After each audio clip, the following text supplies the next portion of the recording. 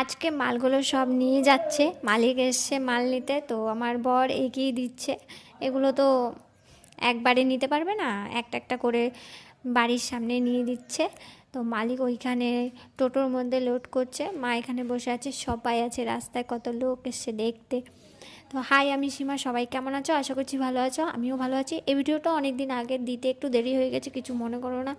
আমি সত্যি অনেক দেরি করি ভিডিওগুলো দিতে। মানুষ ভিডিও করতে পারে না, কিন্তু আমি ভিডিও করি, কিন্তু আমি দিতে পারি না। এডিটও করা থাকে, টাইম মতো পোস্ট করতে পারি না বলে হয় না, দেওয়াটা দেরি হয়ে যায়। তো ওই যে ইনি হলো মালিক, যে এটা নিচ্ছে এখন। আর আমার মা দাঁড়িয়ে আছে, মানে শাশুড়ি মা। ঠিক করে ভিডিও দিতে পারি না, আর ভিডিও যদি দিই ঠিক করে কারো ভিডিওতে কমেন্ট লাইক করতে পারি না বলে সবাই আমাকে ভুলেই গেছে। ফেসবুকে তো অর্ধেক মানুষ আমাকে ভুলেই গেছে, বন্ধুরা আমাকে ভুলে গেছে। কিছু করার নেই, আমি দিতে পারছি না টাইম ফেসবুকে। কী করবো বলো, মেয়েকেও সামলাতে হয়, আবার বাড়িতে টুকটাক করে কাজ করতে হয়। আমার বর একটু ঠিকঠাক করে দিচ্ছে, ভারী তো।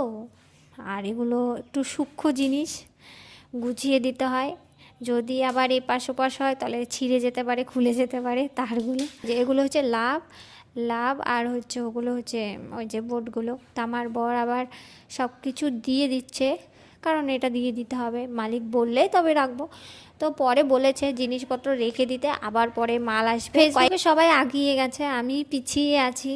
ঠিক আছে, ফলোয়ার্স ভিডিওতে টাইম দিতে পারি না, তো সব কিছু মানুষের বাড়ে আর আমার দিন দিন কমে যাচ্ছে।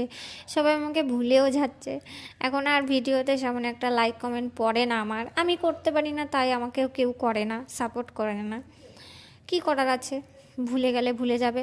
আমি কাউকে ভুলিনি, মনে আছে, কিন্তু টাইম মতো সবাইকে টাইম দিতে পারছি না। একদিনের মধ্যেই মাল চলে আসবে, তো আবার তোমাদেরকে ভিডিও দেব। তো সব কিছু চলে যাচ্ছে, টাটা, আবার এসো, কাজ চলে আসবে তাড়াতাড়ি।